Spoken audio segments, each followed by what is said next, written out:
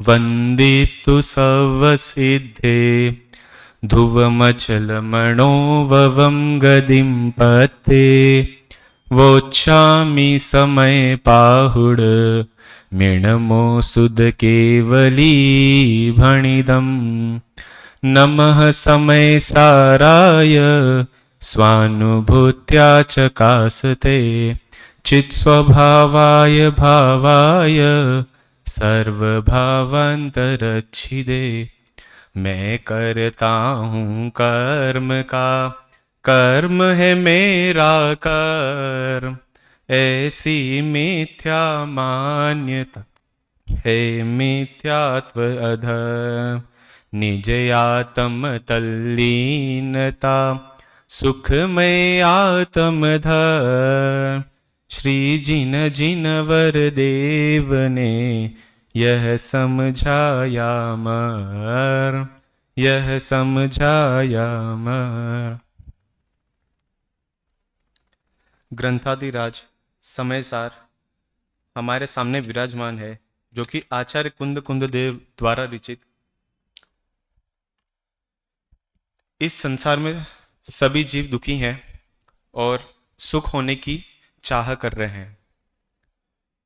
उसी के ही उपलक्ष्य में कि किस प्रकार ये जो जीव है वो चारों गतियों में भ्रमण कर रहा है और इससे मुक्त हो कैसे होगा, तो उसी ही आचार्य कुंद कुंद देव समय सार नामक ग्रंथ की रचना करते हैं, जिसके अंदर ये जो जीव है वो किस प्रकार कर्ता कर्म की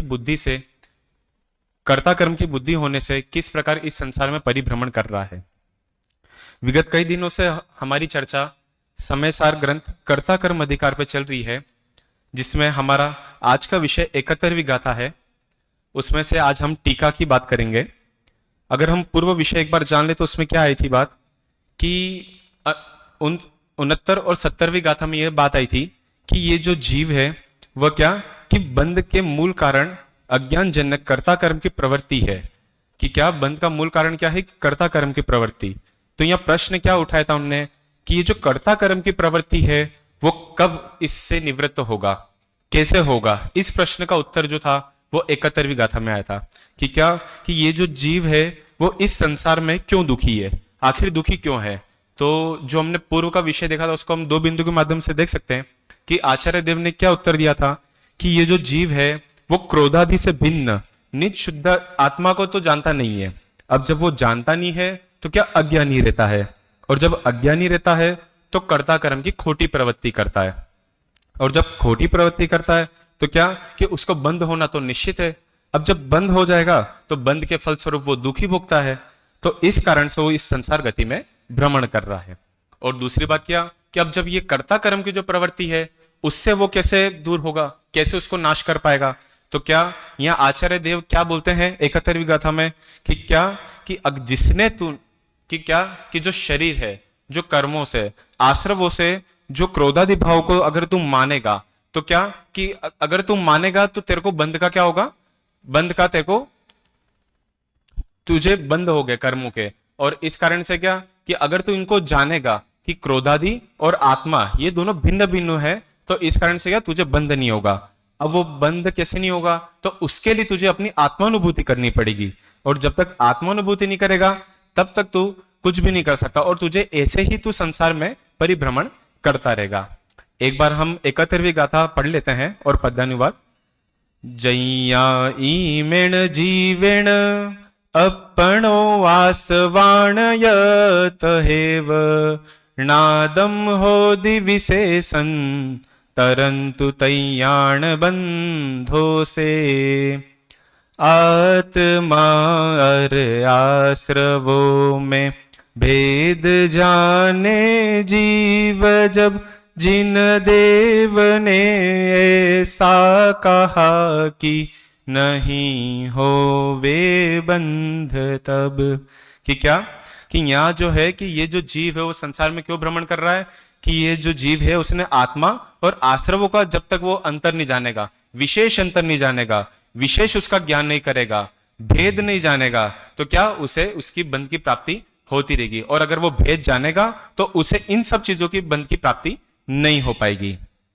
अब आज हम जो आचार्य अमृतचंद्र देव द्वारा जो गाथाओं का जो टीका लिखी गई है उस पर आज हम चर्चा करेंगे कि क्या कि इस टीका को हम 4 बिंदु के माध्यम से समझ सकते हैं कि क्या कि वस्तु अपने स्वभाव मात्र से ही होती है, पहला। दूसरा क्या कि आत्मा और आश्रव क्रोधादि भाव दोनों न्यारे नारे हैं, एक जैसे नहीं है, दोनों न्यारे नारे हैं, ये दूसरा पॉइंट। तीसरा पॉइंट क्या कि हम इसमें कुछ क्रोध की भी चर्चा आई है कि किस प्रकार से होता है, उसकी हम लेंगे। और चौथा क्या कि किस प्रकार से हम इसका भेद और अंतर ये जान सकते हैं। तो अगर हम पहले पॉइंट पे अगर बात करें कि वस्तु अपने स्वभाव मात्र से ही होती है, कि आगे क्या लिखा है कि अगर हम आगे देखते हैं कि समय सार अनुशीलन पेज नंबर 15, हम बात वहां से चालू करते हैं। इस गाथा का भाव आत्मख्याति में इस प्रकार स्पष्ट किया गया है कि इस लोक में वस्तु अपने स्वभाव मात्र ही होती है, कि क्या कि जो भी है अपना जो आत्मा है उसका क्या स्वभाव है, ज्ञान दर्शन जानना देखना, ये सब इसकी स्वभाव है। अगर हम बाह्य उदाहरण भी ले तो नमक आदि का हम ले सकते हैं कि क्या कि नमक में अगर खारापन नहीं होगा तो उसका क्या, उस नमक का कोई अस्तित्व ही नहीं है, वो नमक उससे हट ही जाएगा। तो क्या कि इस लोक में वस्तु अपने स्वभाव मात्र ही होती है और स्व का भवन होना परिणमना ही स्वभाव है, कि यहाँ क्या स्व की परिभाषा दे रहे कि क्या स्व का भवन, स्व का परिणमना, कि अपनी अपनी और उन्मुख होना, वो क्या है स्वभाव। और वो कैसे होगा कि जब हम तक जानेंगे देखेंगे और जो क्रोधादि आश्रव है इन सब के अंदर भेद जानेंगे तो ही वो हमारा स्वभाव कहलाएगा। तो फिर अब क्या हुआ, आगे क्या लिखते हैं कि इससे यह निश्चय हुआ कि ज्ञान का होना परिणमना आत्मा है और क्रोधादि का होना परिणमना क्रोधादि है। कि क्या मैंने दूसरा बिंदु कौन सा बताया था कि आत्मा और आश्रव के क्रोधादि भाव दोनों न्यारे नारे, कि किस प्रकार ये जो जीव है वो इन दोनों को एक जैसा ही मानता है, कि क्या कि अगर मैं कुछ भी काम करूंगा तो मेरा आत्मा इससे मलिन है, इस प्रकार ये बात करता है। पर क्या दोनों चीज अलग अलग है, कैसे कि जिस प्रकार अभी तो जितने हम गेहूं आदि जो खाते हैं उसमें क्या है कि पहले जो आते थे गेहूं उसमें कंकड़ मिक्स आते थे, तो क्या होता था कि गेहूं और कंकड़ जब एक बोरी के अंदर एक साथ आते थे, फिर उसके बाद जब हम उसको छानते थे तो कंकड़ अलग करते थे और गेहूं अलग करते थे। उसी प्रकार ये क्या है कि ये जो है ये क्रोधादि आश्रय, ये जो जीव बाहर संसार परिभ्रमण कर रहा है तो उसमें क्या होता है कि दोनों चीजें होती तो साथ में है, पर वास्तव में जो जीव की मिथ्या भ्रांति है कि दोनों चीजें साथ में होती है, पर दोनों चीजें ये न्यारे नारे हैं। जैसे गेहूं अलग है और कंकड़ अलग है, कंकड़ को हम गेहूं नहीं बोल सकते हैं, कंकड़ कंकड़ है और गेहूं गेहूं है। तो इस प्रकार क्या निश्चय हुआ कि ज्ञान का होना परिणमना आत्मा है और क्रोधादि का होना परिणमना क्रोधादि है। ज्ञान का होना परिणमना क्रोधादि का होना परिणमना नहीं है, क्योंकि ज्ञान के होते समय जिस प्रकार ज्ञान होता हुआ मालूम पड़ता है उसी प्रकार क्रोधादि होते हुए मालूम नहीं पड़ता। कि क्या मेरा जो तीसरा बिंदु क्या था कि क्रोध की चर्चा, क्योंकि यहां क्या कि हमको कभी भी ख्याल में नहीं आता कि हम किस प्रकार क्रोध आदि कर रहे, किस प्रकार कषाय आदि कर रहे, ये तो हमको ख्याल में नहीं रहता। कभी कभार हम अगर ऑटोमेटिकली सोचते तो एकदम गुस्सा करने लग जाते हैं, पर फिर भी हम सामने वाले को क्या बोलते हैं, अरे मैं गुस्सा थोड़ी ना कर रहा हूं, मैं तो ऐसे ही नॉर्मली बात कर रहा हूं। तो क्या बात आती है, यहां क्या लिखा है कि क्योंकि ज्ञान के होते परिणमन के समय जिस प्रकार ज्ञान होता हुआ मालूम पड़ता है उसी प्रकार क्रोधादि होता हुआ मालूम नहीं पड़ता है। तो क्या आगे क्या लिखा कि इस प्रकार जो क्रोधादि का होना परिणमना वह ज्ञान का नहीं है, क्योंकि क्रोधादि के होते समय जिस प्रकार क्रोधादि हुए मालूम पड़ते हैं उस प्रकार ज्ञान का होता हुआ मालूम नहीं पड़ता। इस प्रकार आत्मा और क्रोधादि का निश्चय से एक वस्तुत्व नहीं है। कि क्या यहाँ क्या बात कर रही कि जो दूसरे बिंदु की बात क्या थी कि आत्मा और आश्रव ये दोनों क्रोधादि भाव है, दोनों न्यारे न्यारे हैं। तो यहाँ भी क्या वही बात आ रही है कि क्या ये जो है दोनों भिन्न भिन्न है, दोनों एक नहीं है। अब यहाँ क्या लिखा था कि क्योंकि क्रोधादि के होते समय जिस प्रकार क्रोधादि होते हुए मालूम पड़ते हैं उस प्रकार ज्ञान होता हुआ मालूम नहीं पड़ता। इस प्रकार आत्मा और क्रोधादि का निश्चय से एक वस्तुत्व नहीं है। कि इसे हम उदाहरण के माध्यम से समझ सकते हैं। क्या कि हम जिस तरफ दर्पण रहता है, दर्पण के सामने हम अगर अपना चेहरा देख रहे होते हैं तब हमें दर्पण नहीं दिखता है, और जिस समय हम दर्पण देख रहे होते हैं तब हमको चेहरा नहीं दिखता। तो क्या दोनों चीजें अलग अलग है, दोनों चीजें कभी भी साथ में नहीं हो सकती हैं। तो यहां क्या लिखते हैं कि फिर आगे क्या लिखते हैं कि इस प्रकार ये जो कांच कांच का उदाहरण, जैसे हमने दर्पण का उदाहरण देखा, उससे क्या दोनों चीजें न्यारी नारी हैं, तो ये कभी भी एक साथ हो ही नहीं सकती है। तो ये क्या कि ये जो जीव की मिथ्या भ्रांति है, मिथ्या बुद्धि से वो इस अज्ञान के कारण क्या कर रहा है कि वो सब इन सब चीजों में लगा रह रहा है और इन सब चीजों को एक मानता है, अलग अलग नहीं मानता है। फिर आगे क्या बात आती है कि इस प्रकार यह तात्पर्य यह है कि आत्मा और क्रोधादि एक वस्तु नहीं है। इस प्रकार आत्मा और आश्रवों का विशेष अंतर दिखने से जब यह आत्मा उनमें भेद अर्थात भिन्न जानता है, तब इस आत्मा के अज्ञान से उत्पन्न हुई कर्ता कर्म की प्रवृत्ति अनादि होने पर भी निवृत्त होती है। कि क्या कि अगर हम उदाहरण देखें कि जिस प्रकार हमारे घर पे जो नौकर आदि होते हैं, नौकर चाकर आदि होते हैं, वो क्या होते हैं कि कुछ हमारे पुराने जमाने से, पुराने टाइम से कुछ नौकर हमसे जुड़े हुए होते हैं, कुछ वहां काम कर रहे होते हैं। तो क्या हमें उन पे ऐसा होता कि अगर कोई भी हमें आके सूचना करे कि ये जो नौकर है ये आपके घर से कुछ चीजें चोरी करके ले जा रहा है, तो फिर क्या होता है कि हम क्या बोलते हैं उनको कि ये जो नौकर है ये हमारे घर पे 25 साल से काम कर रहा है, तो क्या कि ये ऐसा काम नहीं कर सकता। फिर वो क्या बोलते हैं कि अगर आप देखिए, अगर आप उसके घर पे जाके देखेंगे तो आपको घर की वस्तु मिलेंगी। तो इस प्रकार क्या कि जो घर का मुखिया होता है वो क्या करता है, नौकर आदि को जानने के लिए वो इस प्रकार से कुछ चेक करता है, तो क्या कि वो नौकर पकड़ा जाता है। क्या कि ये सब चीजें हमारे घर से चोरी हुई हुई हैं, जो आज तक चोरी होती रही। तो क्या इससे क्या पता चलती है कि ये जो नौकर था वो अनादि से था।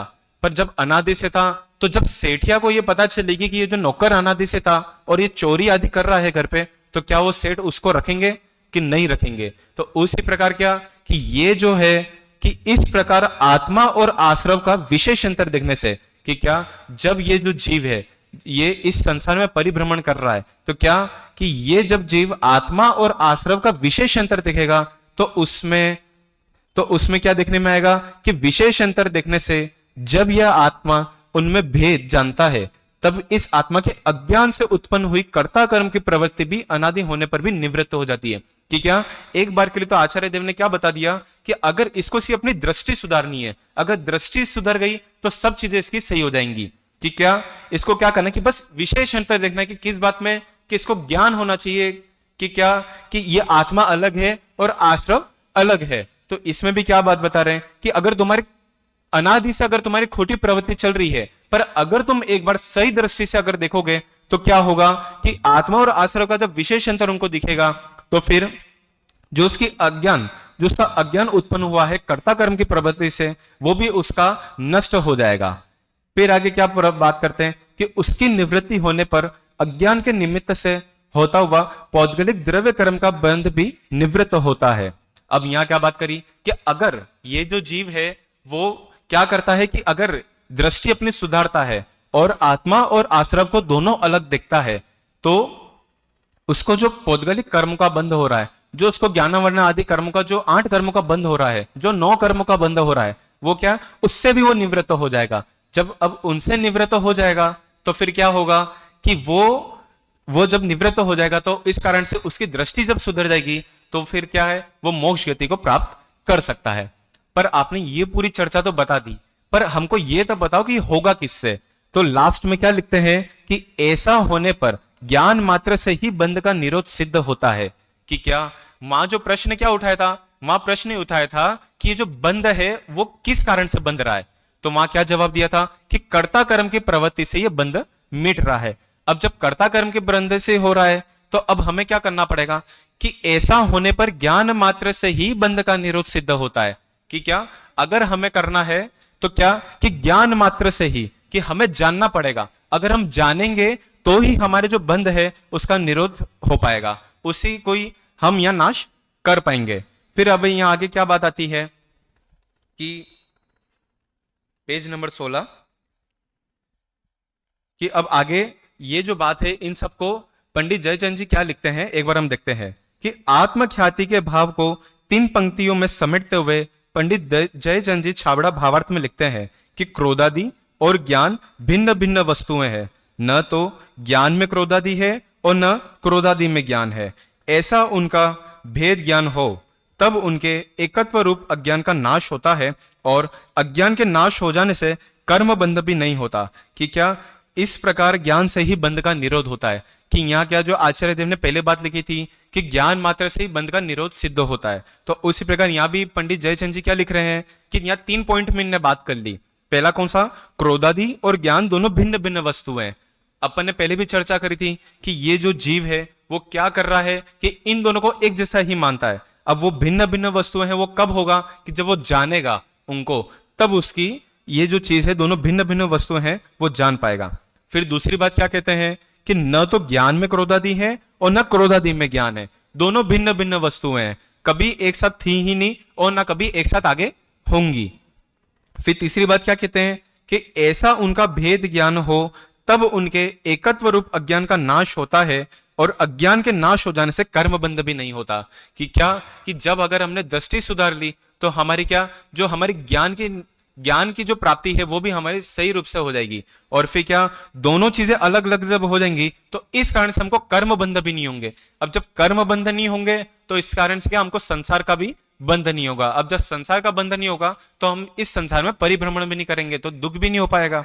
तो इससे क्या पता चलती है कि हमें जो करना है वो सिर्फ जानना है और कुछ काम नहीं करना है। सिर्फ सब चीजें आपको बता दी गई हैं, बस आपको क्या करना है कि आपको सिर्फ एकांत में ध्यान आदि करके ये सिर्फ जानना है कि ये जो चीज है आत्मा अलग है और आश्रम अलग है, तो ही हमारे ऊपर जो कर्ता कर्म की जो प्रवृत्ति है उस चीज का नाश हो पाएगा, तो ही हमारे माथे से कर्तृत्व का बोझ हट पाएगा।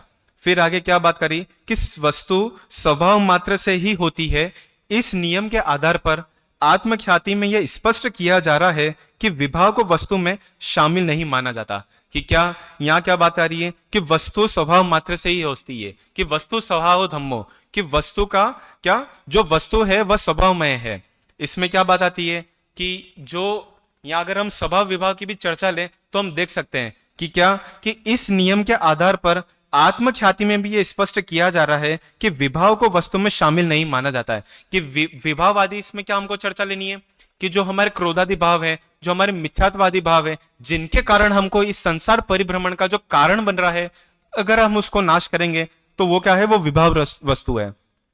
इसमें देखा कि जो ज्ञानी जीव है वो क्या करता है कि वो ज्ञानी जीव तो किस प्रकार जीव और अजीव में कि क्या कि जैसे हम जीव है, बाल बोध भाग 1 में भी हम जीव अजीव के पाठ पढ़ते हैं, तो उसमें क्या बात आती है कि जो हमारा आत्मा है वो जीव है और ये जो शरीर आदि है ये सब अजीव है। तो इसमें क्या कि ज्ञानी अज्ञानी जीव क्या मानते हैं कि भाई ये जीव और अजीव, ये जो शरीर है और ये जो आत्मा है ये दोनों एक जैसा ही है, इसके बीच में भेद जानता ही नहीं है। तो क्या कि वो क्या हो पाएगा, तो इस कारण से ज्ञानी जीव क्या होते हैं कि वो जीव और अजीव इन दोनों के बीच में सही भेद जानते हैं।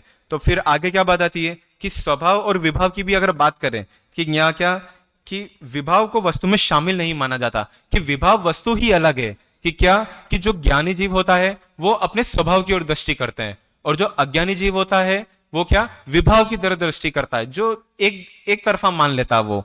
तो उससे क्या होता है कि ये जो ज्ञानी जीव होता है वो निराकुलतामय होता है, और जो अज्ञानी जीव होता है वो आकुलतामय होता है। फिर क्या कि जो स्वभाव है, क्योंकि निराकुलता इसका स्वभाव है, और जो विभाव है वो क्या आकुलता रूप है।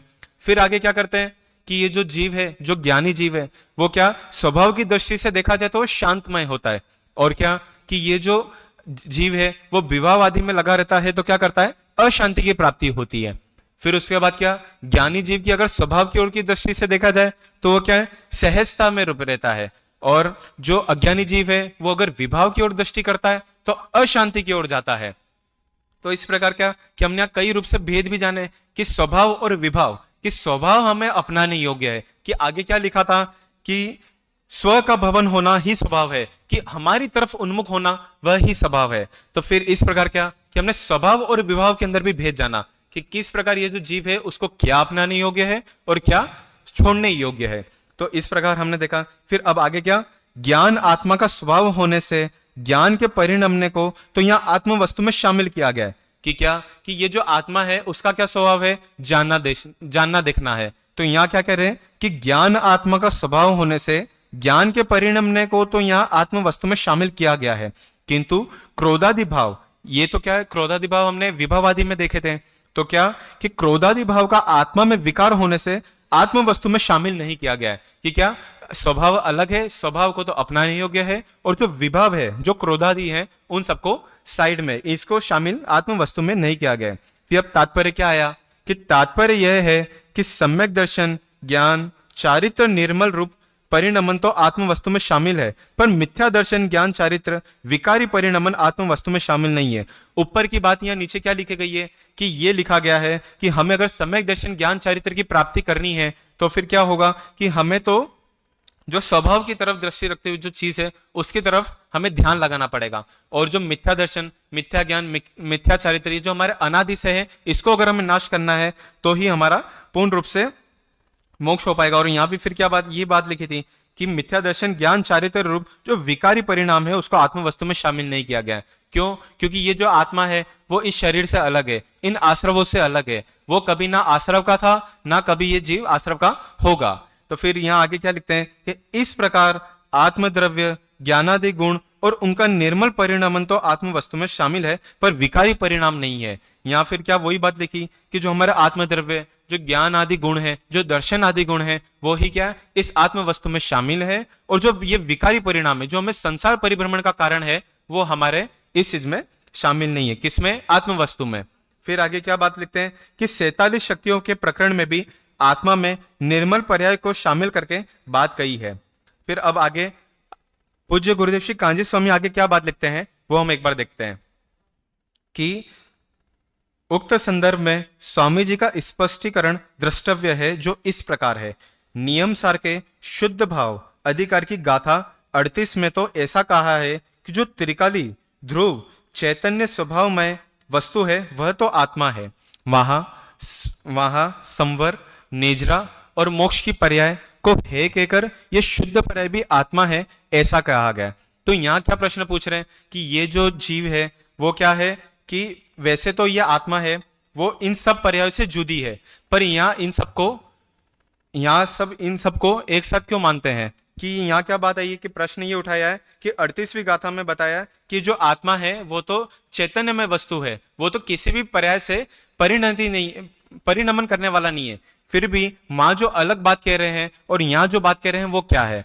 तो उत्तर क्या देते हैं कि भाई वहां अपेक्षा जुदी है। वहां तो ध्यान का ध्येय तथा सम्यक दर्शन का विषय त्रिकाली शुद्ध स्वभाव, शुद्ध चैतन्य में वस्तु बतलाने का प्रयोजन है। कि माँ क्या बता रहे हैं कि माँ जो मूलभूत वस्तु है, जो सब पर्याय से रहित। यहाँ पर्याय की बात क्यों उठाई? क्योंकि जो पर्याय है वो तो विनाशिक है, तो इस कारण से क्या बात बताई कि पर्याय विनाशिक है, इस कारण से जो आत्मा है वो इन सबसे जुदी है। अब जब जुदी है तो क्या आई कि वहां तो ध्यान का ध्येय तथा सम्यक दर्शन का विषय त्रिकाली शुद्ध स्वभाव, शुद्ध चैतन्य में वस्तु बताने का प्रयोजन है। कि वहां जो वास्तविक रूप से आत्मा का स्वभाव है वो वहां बात कही गई है। फिर क्या आगे बात लिखते हैं कि एक त्रिकाली शुद्ध वस्तु अविनाशी आत्मा के आश्रय से ही सम्यक दर्शन आदि धर्म प्रकट होते हैं, इसलिए वहां मात्र उसे उपादेय कहा है। पर्याय तो प्रतिक्षण विनाशिक है तथा उसके आश्रय से सम्यक दर्शन नहीं होता बल्कि विकल्प ही होता है। कि क्या हम एक बार भी देखते हैं कि हमारे जो नेचुरल पैथी वाले और सब होते हैं वो क्या करते हैं कि भाई हमें अपने ध्यान में बैठना है और फिर क्या हमें ऐसा करना है कि हम इन सब चीजों से निवृत्त हो चुके हैं और ऐसा हमें विकल्प नहीं सोचना है। पर जब भी हम ध्यान आदि में बैठते हैं तो क्या है कि मेरे को ये नहीं सोचना, मेरे को ये नहीं सोचना, मेरे को ये नहीं सोचना, ऐसा हमारे मन में विकल्प चलता रहता है। तो इस प्रकार के क्या कि यहाँ विकल्प को इस कारण से यहाँ पर्याय तो प्रतिक्षण विनाशिक है, उसके आश्रय से सम्यक दर्शन नहीं बल्कि विकल्प ही होता है। तो क्या कि संवर आदि को अगर हम इनकी पर्याय की बात मानेंगे तो फिर क्या होगा कि वो तो हमारे विकल्प ठहरेगा, और जब विकल्प ठहरेगा तो वो सम्यक दर्शन आदि में सहायक नहीं है। तो इस कारण से क्या कि वहां 38वीं गाथा में यह बात आई है कि इन सब पर्यायों से भी परे वो जो आत्मा है वो शुद्ध चैतन्य वस्तु है, वो एकदम इन सबसे अलग है और वही हमें ध्यान योग्य है। फिर क्या बात करते हैं आगे कि इस कारण से संवर, निर्जरा तथा मोक्ष की पर्याय को भी है कहा। त्रिकाली ध्रुव द्रव्य में शामिल न होने से निर्मल पर्याय भी आत्मा नहीं है ऐसा कहा। तो यहाँ इस प्रकार से बात स्पष्ट होती है कि ये जो अगर मूलभूत हम आत्मा को देखें तो ये जो संवर आदि जो है ये भी इनकी पर्याय में नहीं है, क्योंकि आत्मा तो इन सबसे जुदा है। फिर आगे क्या बात आती है कि यहाँ तो कर्ता का कर्म बतलाने की अपेक्षा है, इसलिए कहते हैं कि जो राग रूप परिणमन नहीं करके स्वभाव रूप ज्ञान रूप परिणमन करे वह आत्मा है। यहाँ आत्मा की क्या परिभाषा आ रही है कि जो राग रूप परिणमन नहीं करके स्वभाव रूप ज्ञान रूप परिणमन करे वह आत्मा है। कि क्या आत्मा आदि के क्या यहाँ स्वभाव बता रहे हैं कि ये जो जीव है उसका जाना देखना, ये जो सब स्वरूप है वो है, इन राग आदि जो बाहर विषय कषय आदि है उन सब में लगना नहीं है। तो फिर क्या बात आ रही है कि जो राग रूप परिणमन करे वह आत्मा नहीं है। आत्मा तो शुद्ध ज्ञानानंद स्वभावी वस्तु है, इसलिए निर्मल ज्ञान आनंद रूप परिणमन करने वाला ही आत्मा है। कि क्या, कि आत्मा तो इन सबसे जुदा है, और क्या है कि इन सबसे जुदा होकर वो तो ऐसी सिद्धत्व गति को प्राप्त है कि वहां तो किसी प्रकार का हम पे कर्ता कर्म का जो बोझ है वो बिल्कुल भी नहीं है। और क्या, इन सबसे बोझ ना होने के कारण वो संसार में परिभ्रमण भी नहीं करेगा, तो इन सबसे वो सबसे परे जाके वो सुखी है। तो इस कारण से ये जो आत्मा है हमको उसको ही ध्यान योग्य है। फिर आगे क्या बात आती है कि आत्मा के स्वभाव के अनुरूप परिणमन को यहाँ आत्मा कहा है। जैसे जैसे शुद्ध चैतन्य में वस्तु है, वैसा ही शुद्ध चैतन्य में परिणमन होना कर्ता का कर्म है, यहाँ यह बात है। फिर आगे क्या बात बताते हैं कि जो अज्ञानी जीव है उसकी क्या भ्रांति रहती है, और फिर उसके बाद जो ज्ञानी जीव है उसकी क्या बात आती है, वो एक बार हम आगे देखते हैं। कि ये जो जीव है वो क्या, अज्ञानी ऐसा मानता है कि दया, दान, व्रत आदि शुभ राग रूप विकारी पर्याय मेरे कर्म तथा मैं उनका करता हूं। यहाँ क्या बता रहे हैं कि ये जो अज्ञानी जीव है वो क्या मानता है कि ये जो बाहर के विकल्प आदि हैं, जो बाहर के ये जो विकारी पर्याय हैं, उन सबको करता कर्म, उन सबको करने वाला मैं हूं, और ये जो सब है वो सब मेरे कर्म है। तो यहाँ क्या मानते हैं, इन सबको अपने आप को ऐसा बता रखा है कि मैं ही इन सब चीजों को करने धरने वाला हूं, वरना मेरे अलावा तो कुछ चीजें होनी नहीं वाली है। जबकि उसको ये बात यहाँ आचार्य देव क्या बता रहे हैं कि ये जो जीव है उसकी जो ये पर्याय तो है ही नहीं, इन सबसे ये जो बाहर आदि के विकारी पर्याय ये तो सब इनसे जुदी हैं। तो फिर उसके बाद ज्ञानी की क्या दृष्टि होती है, किंतु ज्ञानी कहते हैं कि ज्ञान स्वभाव के लक्ष्य से जो निर्मल ज्ञान रूप परिणमन हुआ वह मेरा कर्म है, तथा पर के लक्ष्य से जो राग होता है वह मेरा कर्म नहीं है। यहाँ क्या बता रहे हैं कि जो अज्ञानी जीव की जो खोटी बुद्धि रहती है वह क्या रहती है कि विकारी पर्याय का कर्ता मैं हूं। तो यहाँ ज्ञानी क्या कहते हैं कि ये जो सब चीजें हैं इन सब का तो मैं कर्ता धरता हूं ही नहीं। तो यहाँ क्या बता रहे हैं कि इन सब का तो मैं कर्ता धरता नहीं हूं, मैं तो जो ज्ञान स्वभाव के लक्ष्य से जो निर्मल ज्ञान रूप परिणमन हुआ है उसका मैं करता हूं। तो यहाँ क्या बात बता रहे फिर आगे कि जो राग होता है वह मेरा कर्म नहीं है। भाई यह वीतराग मार्ग बहुत सूक्ष्म है। लोगों ने बाह्य क्रियाकांडी को ही धर्म मान रखा है। उनमें कुछ लोगों को तो ऐसा लगता है कि इस प्रकार कहने से तो व्यवहार का लोप हो जाएगा, परंतु यहाँ तो आचार्य भगवान स्पष्ट कहते हैं कि राग भाव तेरे स्वरूप में नहीं है और तू उसको अपना कर्म अर्थात कार्य माने तो यह तेरा अज्ञान है। कि यहाँ क्या, जो अज्ञान की जो खोटी बुद्धि थी जिस कारण से उसको बंद हो रहा था, जिस प्रकार उसको कर्ता कर्म की प्रवृत्ति हो रही थी, तो वो क्या थी कि इस अज्ञान के कारण थी। कि क्या, उस जीव का यह होता है कि अगर हम ये व्रत भक्ति पूजन दया व्रत दान आदि नहीं करेंगे तो क्या हमारे इस कारण से व्यवहार का लोप ही हो जाएगा। पर उनको यहाँ क्या बात बता रहे हैं कि ये जो जीव है वो क्या है, वो ज्ञानी अगर अपनी दृष्टि करे अपनी तरफ उन्मुख होए तो क्या होगा कि ये जो चीज है इन सबको व्यवहार तो वो ऑटोमेटिकली हो जाएगा, पर निश्चय से क्या अपनाने योग्य है। तो वो क्या है कि ज्ञान स्वभाव के लक्ष्य से जो हमारे निर्मल ज्ञान रूप परिणमन हो रहा है वही हमें अपनाने योग्य है।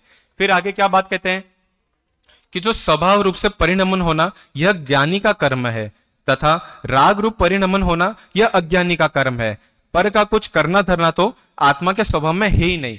कि यहाँ क्या, कि जो अज्ञानी जीव की जो खोटी बुद्धि थी वो यहाँ बात बता दी गई है। क्या, कि ये जो जीव है जो करना धरना इधर उधर मानता था, ये तो इसको करना ही नहीं है। अगर ये उस पे ही करता रहेगा तो यह अज्ञानी रहेगा, और जब अज्ञानी रहेगा तो उसकी खोटी बुद्धि होके वो अनादि काल से जैसे इस संसार में परिभ्रमण कर रहा है तो वैसे ही इसमें भी परिभ्रमण करता रहेगा। तो यहाँ क्या है कि उस अज्ञान को नाश करना है। तो फिर यहाँ क्या प्रश्न उठाते हैं कि ज्ञानी के भी तो राग आदि होते हैं ना। यहाँ क्या प्रश्न उठाया कि भाई ज्ञानी को भी तो जो जीव है जो व्रत पूजा संयम भक्ति पूजन आदि जो करते हैं वो भी तो उनके होता होगा, तो क्या उनको इस चीज का बंध नहीं होता। तो वहां क्या उत्तर देते हैं कि हाँ, साधक दशा में तो ज्ञानी को राग होता है, परंतु ज्ञानी के ज्ञान रूप परिणमते हुए वह राग ज्ञान रूप परिणमन से भिन्न रह जाता है। जो राग होता है उसे ज्ञानी जानता हुआ प्रवर्तता है, किंतु उसका कर्ता नहीं बनता। अर्थात ज्ञानी राग का ज्ञाता दृष्टा रहकर मात्र उसे जानता ही है, उसमें तन्मय नहीं होता है। ज्ञानी को उस राग की रुचि नहीं है तथा उसका स्वामित्व एवं कर्तत्व भी नहीं है। कि ये जो जीव है जो अज्ञानी जीव है वो सब क्या करता है कि उसके अंदर कर्तत्व बुद्धि, ममत्व बुद्धि, एकत्व बुद्धि आदि इन सब के अंदर मानता है, जबकि जो ज्ञानी जीव है इसके अंदर इसको सिर्फ मात्र जानता देखता है कि ये सब चीजें तो होती रहेंगी, पर मेरा लक्ष्य जो है वो मेरी आत्मा को अपनाने योग्य है, तो उस तरफ वो ध्यान देता है। तो यहाँ क्या बताता है कि साधक दशा में भी ज्ञानी को राग होता है, परंतु उसका ज्ञान कैसा होता है कि जो ज्ञान परिणमते हुए राग ज्ञान रूप परिणमन से भिन्न रह जाता है। जो राग होता है वो उस ज्ञानी को जानता हुआ प्रवर्तता है, उसका कर्ता नहीं बनता है। उसके अंदर वो एकत्व, ममत्व, भोक्तत्व बुद्धि नहीं रखता है। क्या होता है, मात्र उसको जानता है और उसको ज्ञाता दृष्टा रहकर मात्र उसे जानता ही है और उसमें तन्मय नहीं होता है। उसके अंदर ये नहीं मानता कि मैं इन सब चीजों का कर्ता धरता हूं, कि ये तो मैं अगर गृहस्थ अवस्था में अगर देख लें, पंचम गुणस्थानवर्ती देख लें, तो उसमें ये सब चीजें तो होती क्योंकि अणुव्रत महाव्रत आदि को पालन कर रहे हैं। पर ये सब चीजें क्या है कि उसमें ज्ञाता दृष्टा रहकर मात्र से उसे जानता है, उसमें तन्मय नहीं होता है और ज्ञानी को उस राग की रुचि भी नहीं है तथा उसके स्वामित्व एवं कर्तृत्व भी नहीं है। तो इस प्रकार क्या कि वो इसमें अपना स्वामीपना भी नहीं मानता, कर्ता की बुद्धि भी नहीं रखता, तो इस कारण से उसको राग तो होता है पर वो उसकी तरफ दृष्टि नहीं रखता। तो अब क्या,